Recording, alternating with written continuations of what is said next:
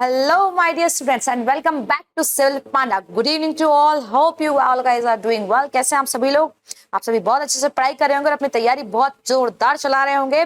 So I am here for you for a current affair class जो हम लोग start करने वाले हैं और हम लोग स्टार्ट कर चुके हैं और काफी कुछ हम लोग कवर भी कर चुके हैं डेली के करंट अफेयर्स में. और आज अगेन फिर से हम लोग जो है कुछ अच्छे लाजवाब क्वेश्चंस को जो है इंग्लिश में डिस्कस करेंगे और डिस्कस करेंगे उनसे रिलेटेड कंटेंट को. जी हाँ, कि ये क्वेश्चन है तो ये आया कहाँ से और हर एक शख्सियत को हम खंगोल डालेंगे आज वापस से हमारे लेक्चर में कि भाई आखिर एमपी में किस किस का अफेयर चल रहा है. अफेयर नहीं, करंट अफेयर चल रहा है. एमपी में क्या क्या करंट में अफेयर चल रहा है, ये सारी की सारी चीजों को हम लोग साथ में आपस से डिस्कस करने वाले हैं. तो माय डियर स्टूडेंट्स, फटाफट से सारे जल्दी से अपना पेन और पेपर लेकर सामने बैठ जाओ और जो पेन पेपर नहीं लेकर बैठा है वो फटाक से मुझे बता देना, तो मैं जगह छोड़ दूंगी. आप स्क्रीनशॉट ले लेना फटाक से, ठीक है. और कोई भी आपको सेशन से रिलेटेड डाउट हो, क्वेश्चन हो, तो फटाक से जो है कमेंट करके जरूर बता देना चाहिए कि मैम हमें ये डाउट है. मैं कोशिश करूंगी कि आपका डाउट मैं तब के तभी नेक्स्ट क्लास में सॉल्व कर दूं. एज वेल एज सेकंड चीज जो है कि आप यदि चैनल पे नए हैं, आप यदि अभी सिविल पांडा से बहुत ही अभी जुड़े हैं, तो फटाक से जो है चैनल को जल्दी से आप जो है सब्सक्राइब कर लीजिए और सब्सक्राइब करने के साथ साथ वो जो बेल आइकन है ना उसको प्रेस कर दीजिए, ताकि हमारे चैनल से रिलेटेड कोई भी यदि नया वीडियो होगा तो आपको फटाक से मिल जाएगा. और हमारी करंट अफेयर की क्लास डेली रात को 8 बजे तो आपको ज्वाइन करना ही करना है. चलिए, so are you guys ready for the questions? क्या आप लोग रेडी है क्वेश्चंस के लिए? चलिए, सो स्टार्ट करते हैं. एमपी में क्या क्या चल रहा है करंटली, उन सारी चीजों को डिस्कस करने के लिए चलिएगा. सो फटाफट से स्टूडेंट्स तैयार हो जाइए. जितना भी आपने पढ़ा है उन सब का हम लोग कर लेते हैं टेस्ट आज का. So first question is, Aishwarya Pratap Tomar of Madhya Pradesh shooting academy has won which medal in ISSF world cup held in south Korea.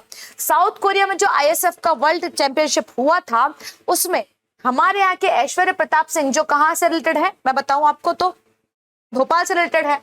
इन्होंने कौन सा जो है पदक जीता है? रजत, स्वर्ण या कांस्य, सिल्वर, गोल्ड या ब्रॉन्ज, कौन सा वाला इन्होंने जो है पदक जीता है, कौन सा इन्होंने मेडल जीता है, ये आपसे पूछा जा रहा है. तो ध्यान दीजिएगा, इन्होंने जो है वहां जाकर हमारा नाम रोशन किया है और हमारे लिए ये जो है गोल्ड लाए हैं. गोल्ड तो गोल्ड होवे, छोरा लावे छोरी. तो इस बार पहले छोरियां लाई थी, इस बार छोरा लावे है ना. छोरा लावे है मतलब कौन? ऐश्वर्य प्रताप सिंह जो है वो क्या लेके आए हैं इसमें?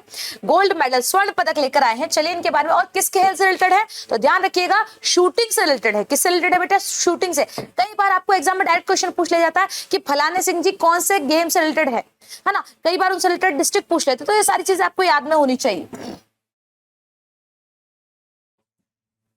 Ishwarya Pratap Singh Tomar, born 3rd of February 2001, is an Indian sport shooter born in Ratanpur. अच्छा सॉरी, इंदौर से नहीं, भोपाल से नहीं, खरगोन डिस्ट्रिक्ट से. Sorry, Khargone district Madhya Pradesh India. Award of 2019 Eklavya award by government of Madhya Pradesh. इन्हें एकलव्य अवार्ड भी मिला हुआ है. एकलव्य किसे मिलता है भैया अवार्ड? आप जानते हैं एकलव्य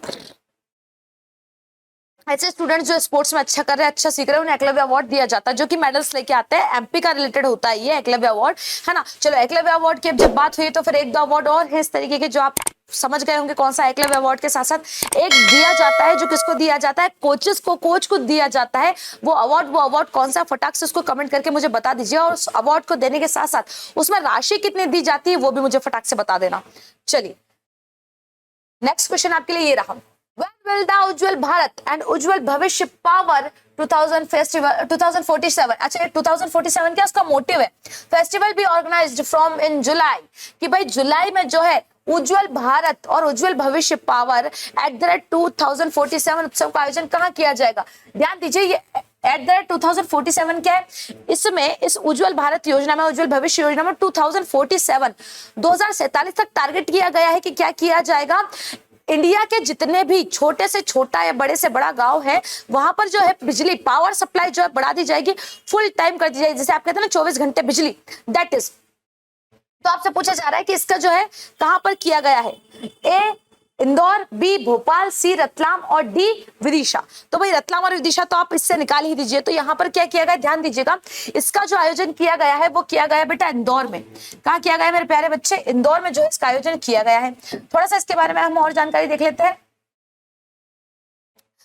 अंडर द, अच्छा किस महोत्सव के? Under the Amrit Mahotsav independence, आजादी के अमृत महोत्सव के अंतर्गत किया गया है। इस बात को भी ध्यान रखना। आपसे डायरेक्ट क्वेश्चन पूछ सकता है कि उज्जवल भारत का उज्जवल Bharat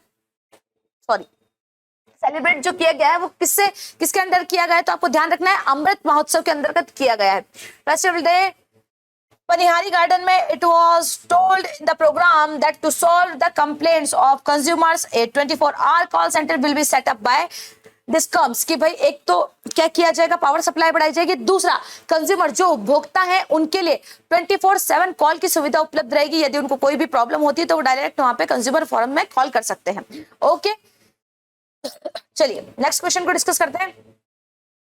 Laptops will be provided by the government of Madhya Pradesh to the students who get more than what % of marks into 12th? Madhya Pradesh सरकार द्वारा 12वीं में कितने प्रतिशत अंक लाने वाले छात्र छात्राओं को लैपटॉप दिए जाएंगे? 70, 75, 80 या 85? अभी ये अंक जो है अभी मैं बताती हूँ आपको इसके बारे में, पहले आप अपनी तरफ से लगा लीजिए। तो ध्यान दीजिएगा, आज से 4 से 5 साल पहले की बात मैं यदि आपको बताऊं 2017-18 की, तो 12th में जो स्टूडेंट्स है ना, 12th में ऐसे स्टूडेंट जो किसमें जनरल और ओबीसी में है, उनको 12th में परसेंट लाने पड़ते थे 85%। किसके लिए भैया? लैपटॉप के लिए। और जो SC/ST वाले स्टूडेंट थे उनको लाने पड़ते थे 75%। किसके लिए? लैपटॉप देने के लिए, है ना, लैपटॉप लेने के लिए। लेकिन इस बार जो परसेंट घटाकर कर दिया गया है वो कर दिया गया है 70%। कितना कर दिया गया है बेटा? 70%। मतलब आपको 85 तक लाने की जरूरत नहीं है और 70% पे ही जो है आपको लैपटॉप मिल जाएगा। और यदि एक बात और ध्यान रखना, यदि लैपटॉप नहीं दिया जाता है इसमें, तो बच्चों को लैपटॉप लेने के लिए 25,000 की राशि दी जाती है। कितने रुपए दिए जाते हैं बेटा? 25,000 की राशि जो है दी जाती है। ये राशि लेने आप वहां पर, जब भोपाल में प्रोग्राम होता है बहुत बड़ा, उसमें वहां पे जा सकते हैं। उस राशि को वैसे आपके जो है अकाउंट में या तो डायरेक्ट ट्रांसफर कर दिया जाता है, या आपके यहाँ की जो भी सबसे बड़ा स्कूल होता है, गवर्नमेंट उत्कृष्ट विद्यालय जिसको आप कहते हैं, वहां पे आपके नाम का चेक आ जाता है। तो यदि लैपटॉप नहीं दिया जाता तो आपको क्या दिया जाता है? उसके लिए 25,000 रुपए आपको प्रोवाइड किए जाते हैं। ऐसे स्टूडेंट जो कितने लाए हैं? 70% प्लस लाए। हमारे टाइम पे हमें पता है कि जब हमको क्या चाहिए था, 12th तक हमको फोन नहीं दिया गया था घर में।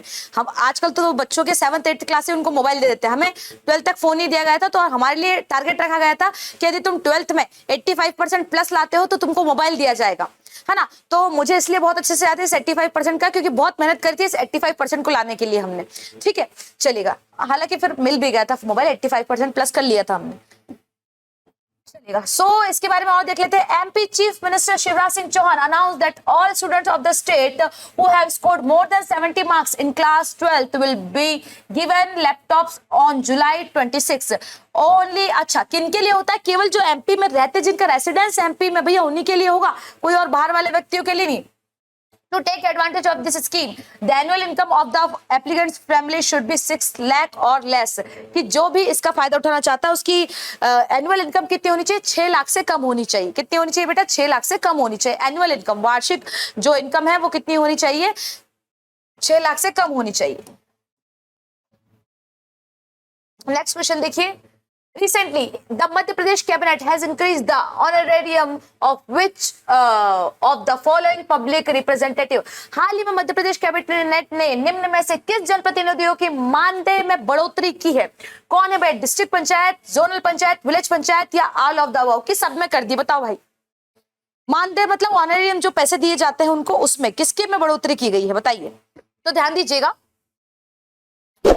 District panchayat, zonal panchayat, village panchayat और तीनों के ऑनरेरियम में जो है बढ़ोतरी की गई है, किसी एक के नहीं, तीनों के honorarium, all of the above. District panchayat में भी, जोनल पंचायत में भी और विलेज पंचायत में भी। जी हाँ, थोड़ा सा और इसके बारे में जानते हैं। तो approval has been given to increase the honorarium and vehicle allowance of district panchayat president and sarpanch in Madhya Pradesh. अच्छा, व्हीकल अलाउंस मतलब उनको व्हीकल दिया जाएगा, right. The state cabinet meeting was held on Wednesday under the chairmanship of Chief Minister Shivraj Singh Chauhan, in which the decision was taken। Wednesday को meeting हुई थी जिसमें decision लिया गया। Along with this, many other decisions were also finalized। Madhya Pradesh capacity building policy 2023 was approved during the meeting। कौन सी Madhya Pradesh capacity building policy 2023 को भी क्या दिया गया भैया? अप्रूवल दे दिया गया है। चलिए ध्यान दीजिएगा। Next question. Recently, Madhya Pradesh cabinet has announced to increase the honorarium of employment assistant from 9,000 to how much?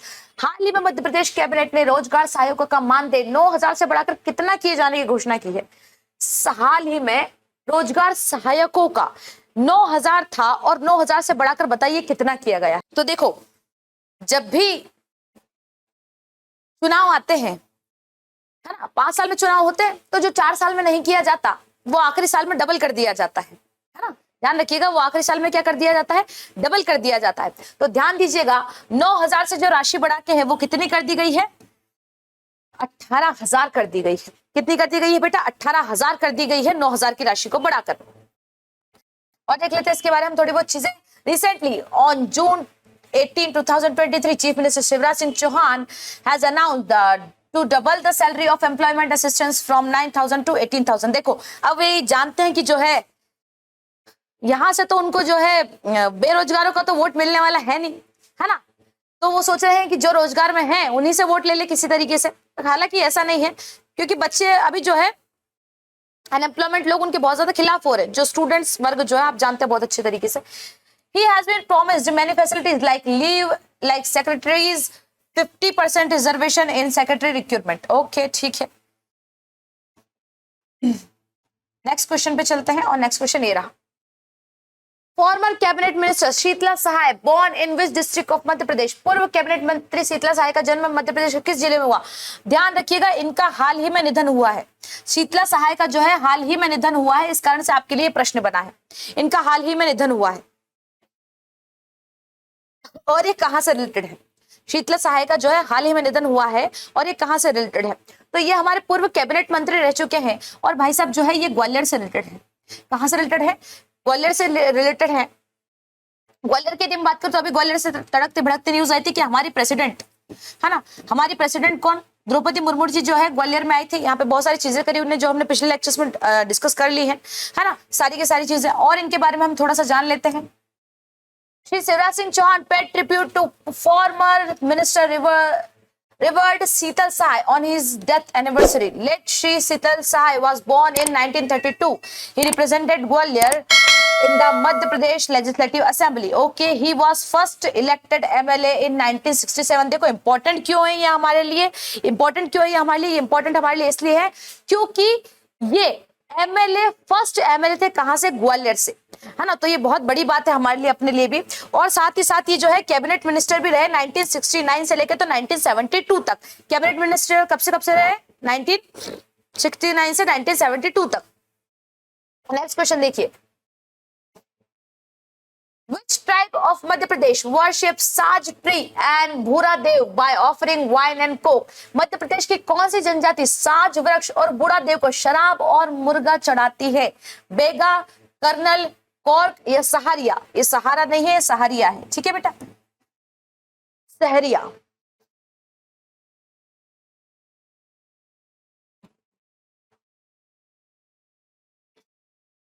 तो ध्यान दीजिएगा इस पे, ट्राइबल से क्वेश्चंस आपके बहुत ज्यादा बनते हैं। ठीक है, तो कौन करती है भाई साहब? बेगा। कौन करती है? बेगा। इसी के साथ आप मुझे एक क्वेश्चन और बता दीजिए कि जनजाति विमुक्त दिवस कब मनाया जाता है? जनजाति विमुक्त दिवस कब मनाया जाता है?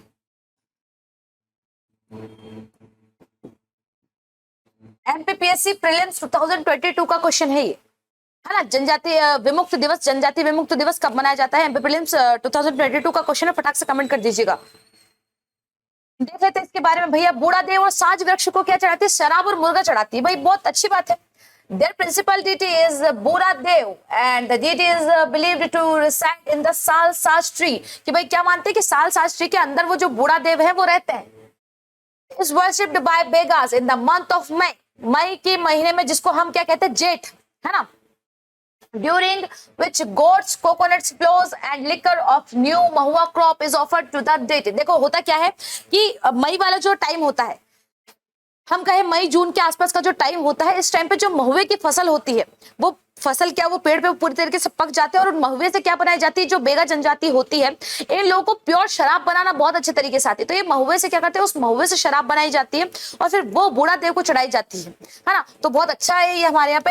Other deities they worship are Thakur Dev, Dulha Dev. इसका भी क्वेश्चन पूछा गया, ध्यान रखना। दूल्हा देव को कौन मानते हैं, Baiga. Baiga tribe practice shifting cultivation. Shifting cultivation क्या होता है, तो मैंने आपको पहले भी बताया, एक जगह पर टिक्कर कल्टीवेशन नहीं करना, एक जगह पर टिक्कर खेती नहीं करना, एक जगह से दूसरी जगह हमेशा बदलते रहना। इसको हिंदी में हम कहते हैं झूमिंग कृषि और इंग्लिश में हम इसे कहते हैं शिफ्टिंग कल्टीवेशन। ओके, चलिए let's go to the next question.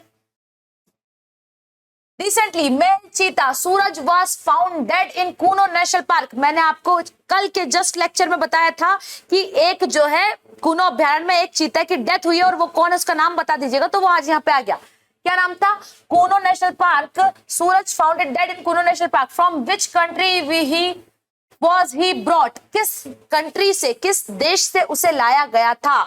Namibia, दक्षिण अफ्रीका, नाइजीरिया या इनमें से कोई नहीं। सोचिए भाई फटाफट, ये तो बहुत चर्चा में रहा था ये मुद्दा, तो आपको पता ही होगा बहुत आसानी से। तो देखिए मैं बताती हूँ इसके बारे में आपको थोड़ा सा, है ना, कि भाई इसका जो करेक्ट आंसर होगा, कहां से लाया गया था सूरज को। खैर सूरज को नहीं लाया गया था, उसका नाम यहाँ रखे सूरज रखा था, उसकी अभी डेथ हो गई है। तो जो है नामीबिया से लाया गया था इन लोगों को। कहां से लाया था बेटा, नामीबिया से जो है कुल 8 टाइगर लाए गए थे। कितने लाए गए थे भाई, 8 टाइगर लाए गए थे, जिसमें से मेल थे कितने 3 और जिसमें से फीमेल थी 5। मेल थे 3, फीमेल थी 5 और जिसमें से ही एक था कौन, सूरज, जिसकी हाल ही में क्या हो चुकी है, डेथ हो चुकी है। और नेक्स्ट ईयर एंड तक जो है मध्य प्रदेश सरकार ने वो बनाया, एक लक्ष्य बनाया कि हम कम से कम 50 टाइगर्स को क्या कर देंगे, वाइल्ड लाइफ में उनकी वापस भेज देंगे। इस तरीके से उनको सेंचुरीज में नहीं रखेंगे। चलिए इनके बारे में और देख लेते हैं हम। तो नामीबिया से कितने लाए गए थे, टोटल 8 लाए थे। कूनो नेशनल पार्क के बारे में देख लेते हैं। Feature in the Sheopur district of MP. कहां पर है भैया, श्योपुर डिस्ट्रिक्ट एमपी में है। Created in 1981। कब बना भैया, 1981 में बना।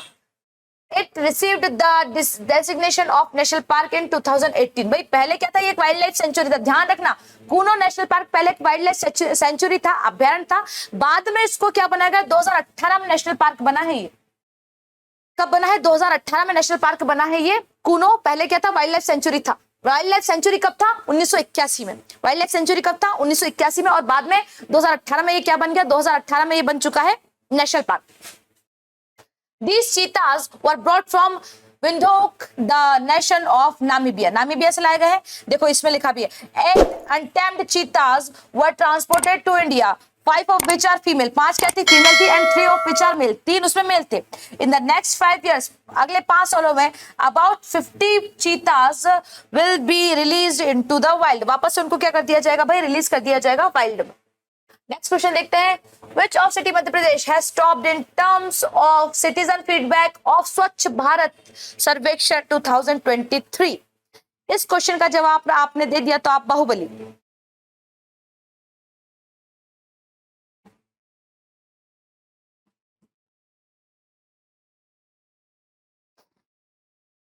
तो देखो, जैसे ही स्वच्छता सर्वेक्षण में टॉप करने की बारी आती है तो हमारे दिमाग में सबसे पहले एक ही नाम आता है, और वो कौन सा, इंदौर, है ना। कि मैम स्वच्छता सर्वेक्षण की बारी आई और इंदौर तो फिर टॉप में ही रहेगा। तो बेटा ध्यान रखो यहाँ पे पूछा क्या गया है, ये भी देख लो। गलती से जल्दी जल्दी में गच्चा मत खा जाना। सर्वेक्षण फीडबैक के मामले में, कौन से मामले में भाई साहब, फीडबैक के मामले में। जी हाँ, स्वच्छता सर्वेक्षण 2023 में एक फीडबैक वाला हुआ, जिसमें सिटीजन्स को ऐप पे जाके फीडबैक देना था अपने यहाँ की साफ सफाई का, कि कौन ज्यादा अच्छी साफ सफाई रख रहा है। तो ऐसे में भाई देखो, इंदौर वैसे तो टॉप पर रहता है, बट इंदौर इस मामले में थोड़ा आलसी निकल गया। 14,000 और कुछ फीडबैक ही इंदौर से गए। कितने, 14,000 और कुछ फीडबैक ही इंदौर से गए। लेकिन सबसे ज्यादा जो फीडबैक गए हैं वो गए हैं ग्वालियर से, 24,000 समथिंग गए हैं। 24,000 और कुछ जो है फीडबैक्स कहां से गए हैं, ग्वालियर से। तो ग्वालियर ने इस मामले में जो है अपने इंदौर को पछाड़ दिया। सो आप जो है स्वच्छता सर्वेक्षण सुन के इंदौर को मत लगा दीजिएगा, जानबूझ के कंफ्यूज करने के लिए आपको इंदौर देगा, लेकिन आपको ध्यान रखना किसने, ग्वालियर ने किया है। चलिए ओके, इसके बारे में हमें दिया भी है has started under which citizen feedback being taken. In this, the residents of the city have to give their citizen feedback. Okay. At present, Gwalior is running at first position state in terms of citizen feedback. Okay. So far, 28,000 कितना 28,543 citizen feedbacks have been received in Gwalior. Only 14,692 cities feedbacks have been done in Indore and 3,076 in Bhopal. बताइए, वैसे तो हमारे साफ सफाई काफी है, but Indore के लोग थोड़े साल से तो 14,000 कुछ ही क्या गए, इंदौर से फीडबैक गए, लेकिन वहां से कितने गए भाई 28,000, और भोपाल से तो बहुत ही कम, कितने, केवल 3,076 फीडबैक गए। Cooperation from the common people has been expected for Gwalior to remain at the first place continuously। कि भाई कॉपरेशन मांग रहे हैं ग्वालियर वाले कि फटाफट ऐसे ही फीडबैक करते रहो ताकि हम जो है फर्स्ट प्लेस पे बने रहे, है ना। जैसे हमारे इंदौर में फर्स्ट प्लेस पे रहने के लिए अच्छे अच्छे स्वच्छता का पंच लगाएंगे, करके करके बहुत सारी चीजें आती है, तो ठीक वैसे ही। ओके, नेक्स्ट क्वेश्चन देखिए। Recently, the chief minister of which state celebrated विकास पर्व in the state। हाल ही में किस राज्य के मुख्यमंत्री ने मध्य प्रदेश में प्रदेश में विकास पर्व बनाया है? मैंने पहले ही आपको बता दिया, और ये बहुत भव्य मना था, इसके बारे में मैं आपको बता दूं, ये बहुत भव्य मना था। तो भाई विकास पर्व वही मनाएगा जिनको लगेगा कि मध्य प्रदेश की सड़कें वॉशिंगटन डीसी से अच्छी हैं, है ना। तो फिर वो कौन होंगे भैया? सीधी सी बात है, मध्य प्रदेश ने मनाया, मध्य प्रदेश के मुख्यमंत्री ने जो है विकास पर्व मनाया। तो देखते हैं, chief minister Shri Shivraj Singh Chouhan will do more than 2 lakh crore work inauguration bhoomi pujan will be done by chief minister Shri Chouhan from Barwani and Dhar districts. Okay, inaugurating the festival, the chief minister will tour the state and rest at various places for the night। भाई दिन रात सब जगह घूमे, ये बिल्कुल घूमे।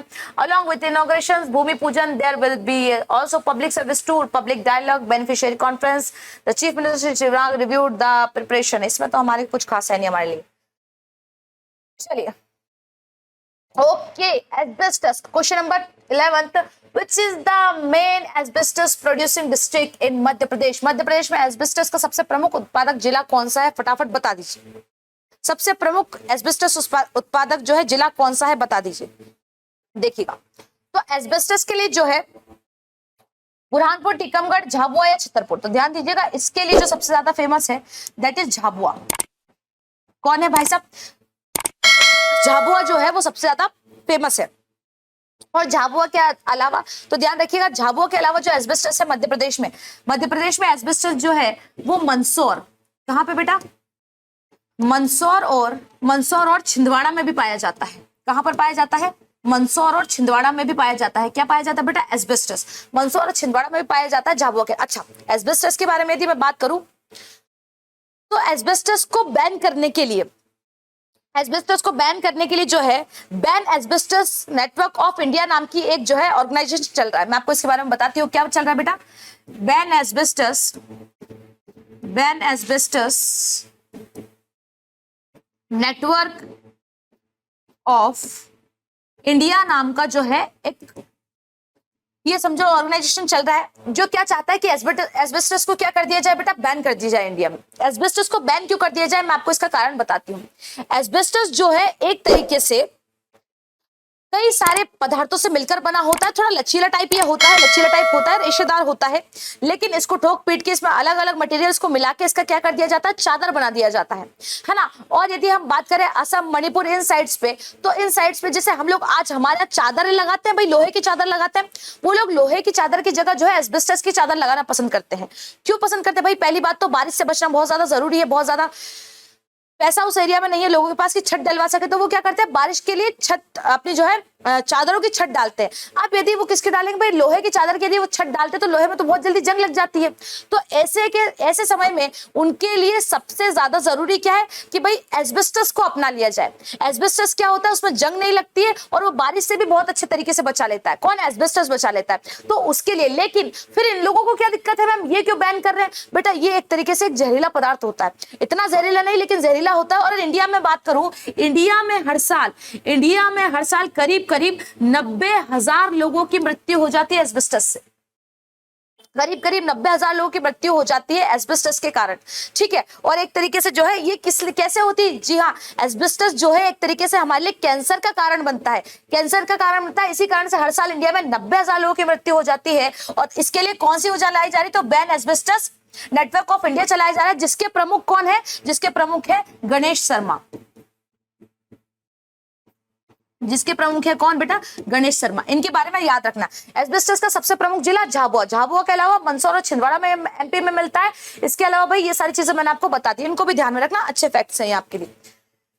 चलिए, तो एस्बेस्टस के बारे में आपने बात कर ली। क्यों बैन किया जा रहा है, क्योंकि भाई जहरीला पदार्थ है एक तरीके से। चलिए नेक्स्ट क्वेश्चन पे चलते हैं। नेक्स्ट क्वेश्चन ये रहा, मध्य प्रदेश में किससे कितनी राज्यसभा सीट है, मध्य प्रदेश से कितनी राज्यसभा सीट है। तो मैं आपको बता दूं, राज्यसभा लोकसभा संसद की यदि टोटल मिलाऊं मैं, है ना, संसद की यदि टोटल मिलाऊं तो संसद की एमपी में जो सीट है वो कितनी है बेटा, 40। कितनी है, 40। अब आप जानते हैं संसद जो है दो पार्ट में डिवाइडेड है, एक राज्यसभा एक लोकसभा। तो ये हम यहाँ पे आपसे पूछा भाई राज्यसभा की कितनी सीटें हैं, तो ध्यान रखिएगा राज्यसभा की हमारे यहाँ 11 सीटें हैं। कितनी है भैया, 11 सीटें हैं। और 11 सीटें किसकी है, राज्यसभा की। 11 सीटें जो है वो राज्यसभा की है, और बाकी 29 सीटें जो है वो हमारे यहाँ लोकसभा की है। किसकी है बेटा, लोकसभा की है, ठीक है। तो टोटल कितनी सीटें, टोटल 40 सीटें, जिसमें से 11 राज्यसभा की है और बाकी की 29 जो है वो लोकसभा की है। चलिए नेक्स्ट क्वेश्चन पे चलते हैं फटाफट से। Which city of Madhya Pradesh is famous for newsprint paper mill? Madhya Pradesh का कौन सा नगर न्यूज़पेपर प्रिंट मिल के लिए प्रसिद्ध है। सबसे पहले तो इंपॉर्टेंट लगा लेना, क्वेश्चन बार बार पूछा गया है ना, क्वेश्चन बार बार पूछा गया है। तो इसके बाद में ध्यान रखना, बुरहानपुर, झाबुआ, नेपानगर या छतरपुर। तो सबसे फेमस शहर जो है वो है नेपानगर। वो कौन सा है बेटा, नेपानगर। नेपानगर सबसे ज्यादा फेमस है किसके लिए, न्यूज़पेपर प्रिंट मिल के लिए। और मैं आपको एक बात बता दूं, एशिया की प्रथम न्यूज़पेपर मिल, है ना, न्यूज़पेपर मिल नेपानगर में ही खोली गई थी।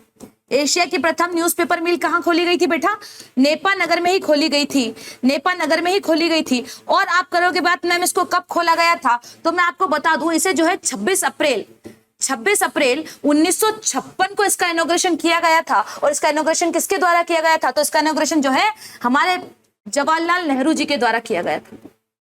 जी हाँ, इन बातों को भी ध्यान में रखना। नेपानगर तक प्रश्न पूछा जाता है, लेकिन इस चीज को भी ध्यान रखना कि एशिया की प्रथम न्यूज़पेपर मिल ये थी नेपानगर में। कब खुली थी, 26 अप्रैल 1956 को खुली थी। और इसका इनॉग्रेशन किसने किया था, तो पंडित जवाहरलाल नेहरू जी ने इसका इनॉग्रेशन किया था, ठीक है। नेक्स्ट क्वेश्चन पे चले। Where is the Asia's biggest soybean factory located in Madhya Pradesh. Asia की सबसे बड़ी सोयाबीन फैक्ट्री मध्य प्रदेश में कहां स्थित है, तो ध्यान दीजिए कहां है भैया, बुरहानपुर, झाबुआ, नेपानगर या उज्जैन। नेपानगर, झाबुआ और बुरहानपुर में तो नहीं, कहां पर है भाई साहब, ध्यान रखिएगा, उज्जैन में है। या आपसे सोयाबीन फैक्ट्री की जगह ऐसा पूछ लिया सोयाबीन संयंत्र, है ना, सोयाबीन संयंत्र क्यों कहां पर है, तो भी वो अपने उज्जैन में ही है। और सोयाबीन का भैया सबसे ज्यादा खपत करने वाला जो है हमारा मध्य प्रदेश है। इस कारण से जो है इसे सोया स्टेट के नाम से भी जाना जाता है। किस स्टेट के नाम से जाना जाता है बेटा, सोया स्टेट। सोया स्टेट, या हम हिंदी में कहें तो इसे सोया प्रदेश के नाम से भी जाना जाता है। इसे मध्य प्रदेश को सोया प्रदेश के नाम से क्यों, क्योंकि सोयाबीन का सबसे ज्यादा कल्टीवेशन हमारे मध्य प्रदेश में ही होता है। चलिए नेक्स्ट क्वेश्चन देखिएगा, टॉम्ब ऑफ बेजू बावरा। बेजू बावरा की समाधि कहां है, बुरहानपुर, झाबुआ, नेपानगर या चंदेरी, बताइए। तो भाई बेजू बावरा के बारे में यदि मैं आपको बताऊं तो इनके बारे में तो मैं आपको क्या ही बताऊं, है ना। बेजू बावरा जी जो थे ये एक म्यूजिशियन थे। क्या थे बेटा, एक म्यूजिशियन थे। और मैडम ये म्यूजिशियन कहां पर थे, तो ये भाई हमारे जो राजा थे मानसिंह, है ना, राजा मानसिंह के दरबार में ये म्यूजिशियन थे। और राजा मानसिंह के दरबार में ये म्यूजिशियन थे और किसके समकालीन थे, है ना, किसके जो है ये कंटेम्परेरी थे। तो ये कंटेम्परेरी थे किसके, तानसेन के, है ना। अरे अकबर के दरबार में तानसेन था ना, तो तानसेन जी के जो थे ये कंटेम्परेरी थे, बेजू बावरा जी। और मैम इनकी समाधि कहाँ है, तो ध्यान दीजिएगा इनकी समाधि जो है चंदेरी में स्थित है। चंदेरी अशोकनगर वाला एरिया, है ना, कहां पर है, चंदेरी अशोकनगर वाले एरिया में इनकी जो है समाधि, इनका टॉम्ब स्थित है। Is that clear. चलिए भाई नेक्स्ट क्वेश्चन पे चलते हैं फटाफट। खजुराहो के मंदिर किस वंश से संबंधित है, भाई ये तो बहुत ही हलवा क्वेश्चन पूछ लिया आपके लिए, है ना। मुगल वंश से तो बिल्कुल नहीं है, मुगल वंश का मंदिरों से क्या लेना देना, हाँ तोड़ने की बात होती तो जरूर लेना देना होता। चालुक्य वंश बिल्कुल नहीं भैया, राष्ट्रकूट वंश बिल्कुल नहीं, चंदेल वंश से संबंधित है।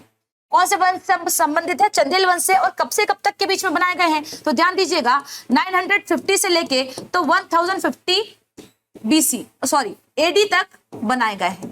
कौन, ये सारे के सारे मंदिर, ये सारे के सारे मंदिर कब से कब तक बनाए गए, 1950 से लेके 1050, करीब करीब 100 सालों के बीच में ये सारे के सारे मंदिर खजुराहो के बनाए गए हैं चंदेल वंश में। ठीक है, ओके नेक्स्ट क्वेश्चन पे चले। तो आपसे पूछा गया है कि हाईएस्ट पीक मध्य प्रदेश की कौन सी, मध्य प्रदेश की सबसे ऊंची चोटी कौन सी, तो ध्यान रखिएगा भाई धूपगढ़ सबसे ऊंची चोटी है, सतपुड़ा रेंज में आती है ये भैया। कौन सी रेंज में आती है, सतपुड़ा पर्वत श्रृंखला में ये आती है। इसकी जो ऊंचाई है वो है 1350 मीटर। कितनी बेटा, 1350 मीटर के समथिंग है। इसके अलावा यदि मैं बात करूं गुरु शिखर की, तो गुरु शिखर जो है वो राजस्थान की सबसे ऊंची है। किसकी भाई साहब, राजस्थान की है। और यदि मैं बात करूं कलसूबाई की, तो कलसूबाई कहां पर है, ये महाराष्ट्र की है। ये जो है ये महाराष्ट्र की सबसे ऊंची चोटी है। और पारसनाथ की यदि मैं बात करूं तो ये जो है झारखंड की सबसे ऊंची चोटी है। कहाँ की है बेटा, झारखंड की सबसे ऊंची चोटी है। तो ये चारों की चारों चोटियां ध्यान में रखिएगा। फटाफट से हम लोग चलते हैं नेक्स्ट क्वेश्चन पे। क्या कह रहा, अच्छा इसके बारे में थोड़ी सी और देख लीजिएगा। हाईएस्ट पीक है मध्य प्रदेश की, कलसूबाई कहाँ की है, महाराष्ट्र की है। गुरु शिखर कहाँ की, राजस्थान की है। और पार्श्वनाथ कहाँ की है भाई साहब, झारखंड की है। ये बातें मैंने आपको बता दी। चलिए नेक्स्ट क्वेश्चन क्या है, मधीखेड़ा बांध कौन से डैम पर है, मधीखेड़ा बांध कौन सी नदी पर है, डैम पर नहीं है। कौन सी नदी पर है, नर्मदा पर है, बेतवा पर है, सिंध पर है या चंबल पर है, कहां पर है भाई साहब। तो ध्यान रखना मधीखेड़ा जो बांध है वो सिंध नदी पर है। नर्मदा नदी, बेतवा नदी, चंबल नदी पर ऐसा कोई बांध नहीं है, सिंध नदी पर है। चलिए नेक्स्ट क्वेश्चन देखते हैं फटाफट से। अच्छा, the Madhikheda dam is in the Shivpuri district of Madhya Pradesh. कौन से डिस्ट्रिक्ट में भाई साहब, शिवपुरी डिस्ट्रिक्ट में है। Is on the Sindh river, ठीक है। This is a 60 megawatt project, 40 megawatt project का, 40 मेगावाट का ये प्रोजेक्ट है। कहां पर, शिवपुरी में। कौन से, मधीखेड़ा बांध, ठीक है। रिवर सिंध। मध्य प्रदेश का सबसे ऊंचा बांध कौन सा है, इंदिरा सागर, गांधी सागर, बैरक बांध या नन ऑफ दिस, इनमें से कोई सबसे ऊंचा बांध है ना, सबसे हाईएस्ट पीक, सबसे हाईएस्ट बांध कौन सा है इनमें से, तो ध्यान दीजिएगा गांधी सागर नहीं है, बैरक बांध नहीं है, बैरक डैम नहीं है, सबसे ऊंचा जो है वो है हमारा इंदिरा सागर। कौन सा है भाई साहब, इंदिरा सागर। और फटाफट से इनके बारे में जो है मैं आपको पिछले वीडियो में भी बहुत ज्यादा डिटेल बता चुकी हूँ, तो फटाक से कमेंट करके बता दो इंदिरा सागर डैम कहाँ कहाँ पर है और कौन कौन से इसमें जो है स्टेट का मिलाप है, कहाँ कहाँ के स्टेट में से ये फैला हुआ है। इंदिरा सागर डैम के बारे में मुझे फटाक से बता दो। ओके सो आज का last question, who is the author of chilling Republic. Chilling Republic नहीं होगा वैसे, ये ठिठुरता हुआ गणतंत्र के लेखक कौन है। ठिठुरता हुआ गणतंत्र यदि मैं बात करूं तो ये एक व्यंग्य लिखा गया है। व्यंग्य, व्यंग्य समझते हैं ना आप, सरकाज़म, सरकाज़म आप बोलते हैं सरकास्टिक वे में लिखा जाना किसी को, दैट इज, है ना, ये चिलिंग रिपब्लिक नहीं है बेटा। तो भाई आपसे क्वेश्चन पूछा जा रहा है कौन सा, कि who is the author of Thithurta Hua Gantantra. ठिठुरता Hua गणतंत्र के लेखक कौन है, जयशंकर प्रसाद, हरिशंकर परसाई या फणीश्वरनाथ रेणु या सुमित्रानंदन पंत। चार ऑप्शंस आपके सामने है, तो ध्यान दीजिएगा। ये यदि बात करूं मैं, ठिठुरता हुआ गणतंत्र जो है ये एक तरीके से व्यंग्य है। व्यंग्य किसी को सरकास्टिक वे में कोई बात को कहना, हंसी मजाक में सामने वाले को ताना मार देना, दैट इज कॉल्ड सरकास्टिक वे। तो इसके जो लेखक है, ऑथर है, वो कौन है, हरिशंकर परसाई जी है। कौन है भाई साहब, हरिशंकर परसाई जी है। हरिशंकर परसाई जी ने जो बात करूं यदि मैं, तो हिंदी में व्यंग्य कला को जन्म दिया था, है ना, व्यंग्य कला को इन्होंने जन्म दिया था। यदि इनकी मैं और रचनाओं की बात करूं, हरिशंकर परसाई जी की यदि मैं और रचनाओं की बात करूं, तो इनकी है एक रानी नागफनी की कहानी, रानी नागफनी की कहानी, रानी नागफनी की कहानी। दूसरी है इनकी एक और बहुत फेमस है, जैसे उनके दिन फेरे, जैसे उनके दिन फेरे। और इनका एक बहुत फेमस व्यंग्य है, वो भी ध्यान में रखना, भोला राम का जीव, भोला राम का जीव एक बहुत फेमस व्यंग्य है इनका, कॉमेडी, भोला राम का जीव। किनका है ये भाई, हरिशंकर परसाई जी का है। तीनों इनकी बहुत फेमस रचनाएं, तीनों को आप ध्यान में रखिएगा। सो बहुत सारी चीजें आज हमने डिस्कस की है और ये हमारा लास्ट क्वेश्चन था। So here we end thank you so much students, यहाँ तक बने रहने के लिए, इतने सारे क्वेश्चंस को साथ में पढ़ने के लिए, डिस्कस करने के लिए। होप कि आपको मजा आया होगा, आपको नई चीजें सीखने को मिली होंगी। और इसी तरीके से डेली यदि आपको नई चीजें सीखना है, डिस्कस करना है, तो जुड़े रहिए डेली के डेली सिविल पांडा के साथ। So thank you so much, bye bye, जय हिंद।